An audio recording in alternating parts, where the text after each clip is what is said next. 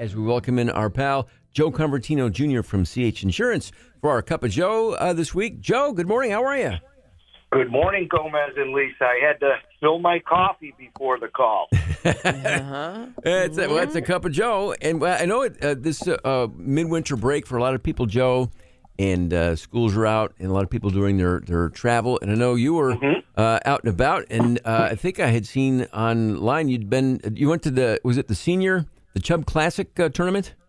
Yes, Linda and I went down. We have friends that kind of live down there, so we were at our place, and last Saturday saw the senior PGA down at Tiburon, and oh my God, it was great. Saw Davis Love, Rocco Mediate, your favorite, Lisa, John Daly. Yeah.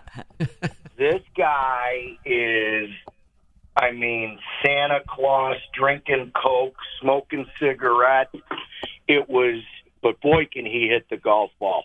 Still, all these years later, he's still got that big limber backswing and that huge turn.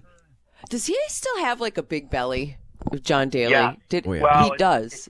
It's cut down a little, but Lisa, in his heyday, when you drink a case of beer a day, he's come out and said, in McDonald's every day, that's what happens. Yeah, Yep. The breakfast of champions. If you're, it never goes away. It's like you can't get, but it's amazing to me that he can swing the way he does. God. And you know what's interesting on the senior tour? They must allow them. Certain guys take carts.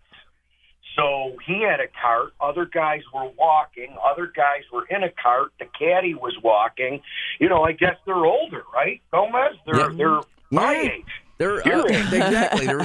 Well, I'm trying to think of who the oldest guy on the tour, the senior tour, would be that's still playing on a regular basis. And there's some guys, very recognizable, big time names that they're still golfing. You just don't hear. Fred Couples is playing on it, I think, in some events. Of course, my wife and our friends' wives, we got to find Freddie Couples. Now, Lisa, he's the good-looking guy on the senior tour, the big, beautiful head of hair, in shape. That's another thing. Most of these guys, Gomez, are in great shape. They're still in great shape. We got that little belly, and they're flat and just limber and swing a great club. That's a great excuse to go out and play golf, isn't there it? You go. No, it's part of my workout. It's the twisting. Got to do it. It's that twist motion works off the belly. Workout. Yeah, good core, Gomez. Get on out there. We should play more, Gomez. I think you're play right. more. Joe, SU news, we got, Jim Boeheim Day. Hopefully we get a W Saturday. It was a great win the other night. Saw you had some guys in signing things. That's great. At Galaxy headquarters. Chris Bell stopped in yesterday. It was kind of cool. He just kind of wandered in and gave him a tour. I love it. I'll tell you, I've never seen a guy so hot in a first half. That was unbelievable. Wasn't it? Yeah, it was a treat. It was just off the charts. But we hung on and won. Yeah, we did. So, Joe, anyway, here we are in February, and I know you've been getting some calls, and I've even asked you a similar question in the past, serving on the board of directors at, in my case, the OCC Foundation, and people who serve on boards. This is a common question that you've been getting a lot. Now, is it because a lot of elections for boards and people joining boards this time of the year, so therefore the questions? Yes, it's interesting. I know you and I talked this week.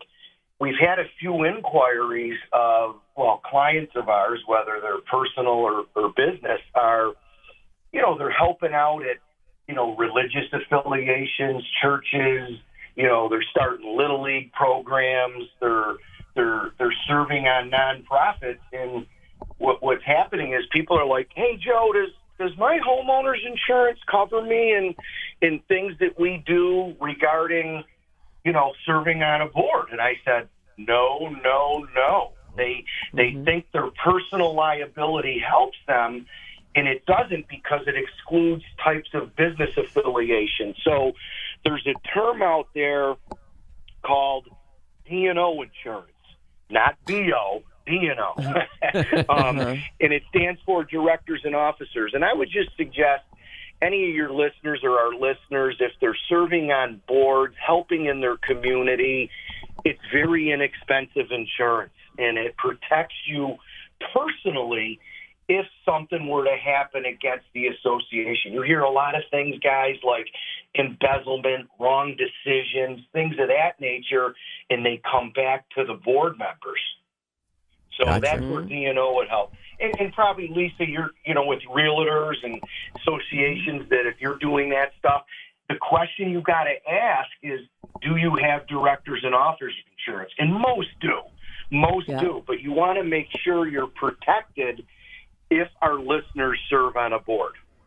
Gotcha. Good tip here early in 2024, as a lot of people are doing exactly what you're talking about there and joining up boards and lending a hand. So that's cool, but it's a great question to ask. So good tip. Yeah. Yeah, cool. Very important. Even malpractice too, because there are people who, different kinds of services and things like that. So I get it. So in like our profession, Lisa, realtors, salespeople, insurance, CPAs, attorneys, web designers for the internet and things, if they make a mistake, that's what they call a professional liability exposure, and people have that insurance too. So I guess there's insurance for everything, guys. There you go. Yeah. It's Joe Convertino Jr., our Cup of Joe from CH Insurance. Joe, great chatting. We'll talk to you soon. Safe travels, and we'll talk to you around the corner here.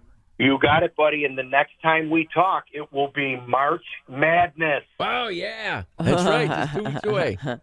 March Madness. All right. Have a great weekend. Go Orange.